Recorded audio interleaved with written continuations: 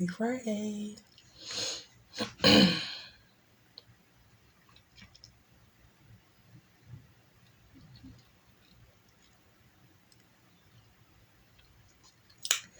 Hey, so it's Markera Featherstrong here, and I'm just gonna talk right quick about how unresolved feelings affect us in the long run.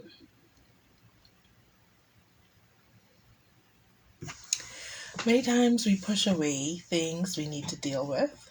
Life is often hauling us so fast that when we do get a moment, we don't want to get into the heavy stuff.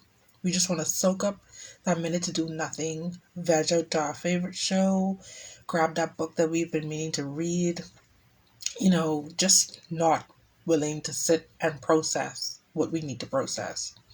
And as a big fan of feeling feelings, I truly believe that you should let them come, let them run through you, but do not set up shop in that space. It isn't always a simple thing for me, so don't think I have it down pat. Thankfully, I have friends to keep me on task. It's something I've also incorporated into my parenting, and I've learned along the way that it requires monumental patience, not with the other person, but with yourself, and lots of gentleness. The first thing that comes up are trust issues. With the mass number of us being serial monogamists, we often move from relationship to relationship, not fully healing from the previous one.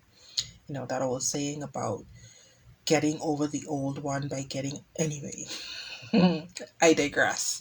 Our habit of slipping into new romantic partnerships with plenty residue of the old ones is common.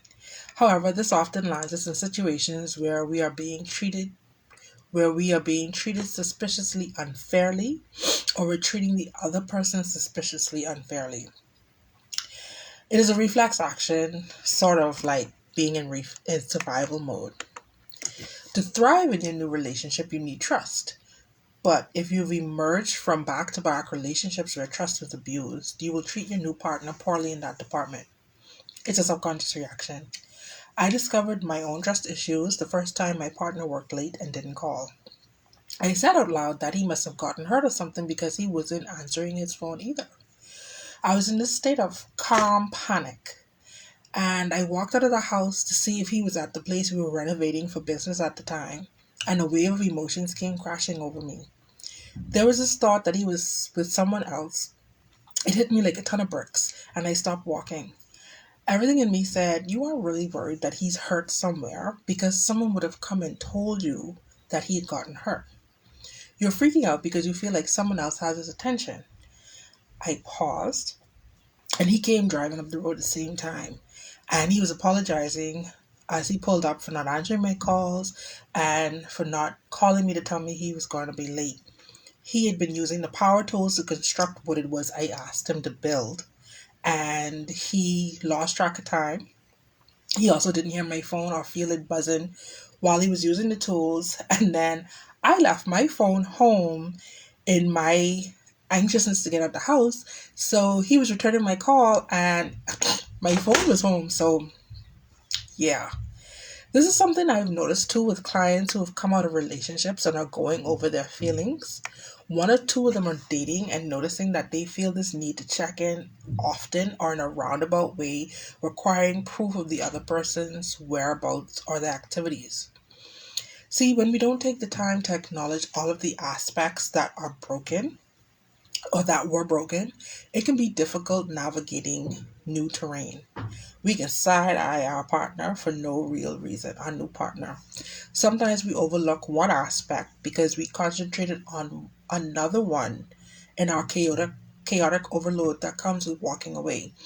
So all the aspects I like to discuss with happiness, communication, cooperation, um, dysfunction and toxicity, and just cooperation and all that, getting along and stuff.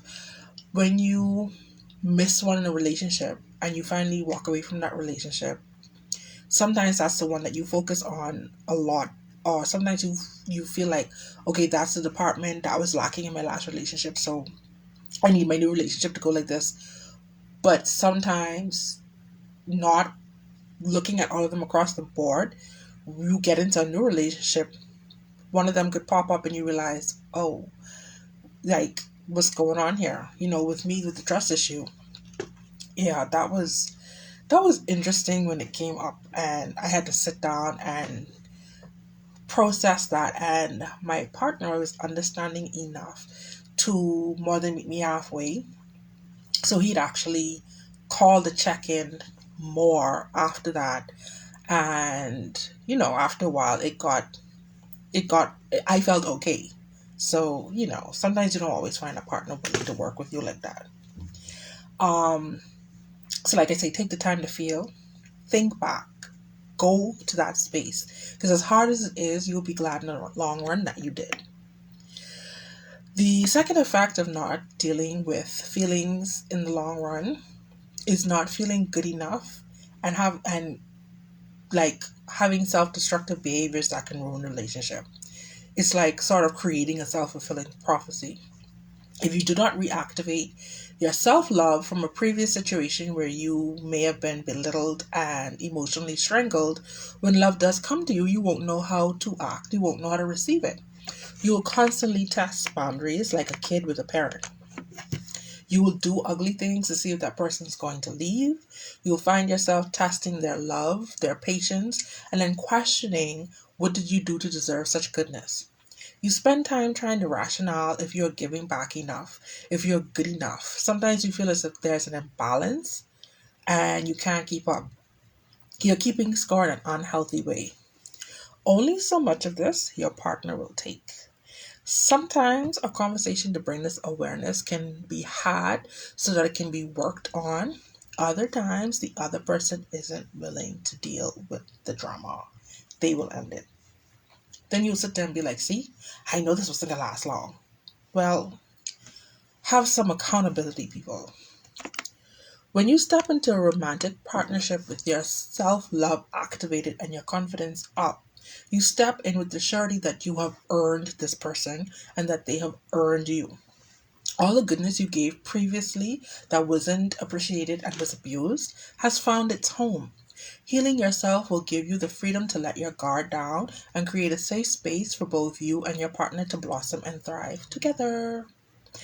The third fallout from saving feelings for later to deal with, like they are some kind of thing you can put on a shelf and pull down at your convenience, is having unrealistic expectations of your partner.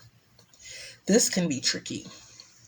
Brokenness can cause us to feel like we're going to set the bar so high now, and if no one can reach it, then well. Or maintain it, bye. Thing is, there's nothing wrong with high standards. There's nothing wrong with raising them in order to not fall back into a cycle that you just got out of. But there has to be balance and some compromise. It could be as simple as, my last mate used to text me often in the beginning and then phase right down to nothing. Hours later to even get a text back, if that. So this puts you in a frame of mind where your new mate is required to text you almost all day and hop to respond anytime you message them. Well, let's take into consideration, yes, sometimes the newness does wear off and they aren't as actively texting you like they did in the beginning. But if the person is truly your person, they will find the time to maintain some degree of contact. I will say that. But to expect your new person to hop on whenever the phone goes off is unrealistic. Also, bear in mind the type of work that they do. Bear in mind that each day may not be the same. They may have a slow moment today and you two get into chatting, and the next day they hit the ground running at work and can barely catch their breath until the day's end. And as insignificant as texting may seem to bring up as a great expectation, I can guarantee you it is a sore spot for many. Another way of expecting too much is expecting your new partner to make up for all the wrongs of previous ones. You may have spent loads of money on the last person and they never reciprocated, and then decide, you know what? The next person I get with is going to spend on me, baby. Really? Unless it is something that they want to do and make clear that they will do from jump, you really think that it's fair to make this new person pay the old person's bill? Like, really? Anyhow, I've said a mouthful. This month of May, I am focusing on leaving red flag relationships. So I brought to your attention identifying them in the month of April. And this month, I'm focusing on the whens, the hows, the whys, and touching on what happens when you delay or don't. So enjoy the weekend, y'all.